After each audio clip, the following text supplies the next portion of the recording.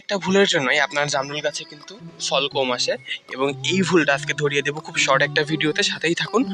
তো আপনারা যেটা করি অন্যান্য গাছের ক্ষেত্রে কিন্তু ফল আসার ক্ষেত্রে গাছটা কাটাই ছাটাই করে দিই, এবং এই ক্ষেত্রে পাতার সাথে নতুন করে ফুল বের হয়। এইটা কিন্তু অন্যান্য গাছ যেমন কুল বা লেবুর ক্ষেত্রে হয়, এবার জামরুল গাছের বিষয়টা একটু ভিন্ন। জামরুল গাছে কিন্তু আপনার ডালের যে কোনো স্থান থেকে ছোট করে ফুল বের হতে পারে, এবং আমরা যদি ডালগুলা কাটাই ছাটাই করে দিই তাহলে এটা কিন্তু ঠিক থাকবে না।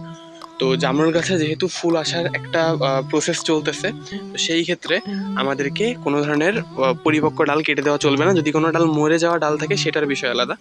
আর এই ক্ষেত্রে আমাদেরকে আপাতত আমরা রাসায়নিক সারের যে প্রসেস সেটা করতে পারি, তবে ফুল আসার পরে আমাদেরকে সম্পূর্ণ জৈব সার, 2 মুঠো জৈব সার আমরা গাছের গোড়ায় দিয়ে দিব, আর নিয়মিত পরিমিত পরিমাণে পানি, ছত্রাকনাশক এবং মিরাক্লোন স্প্রে করে দিব। তাহলেই আপনি বেশি ফল পাবেন ইনশাল্লাহ।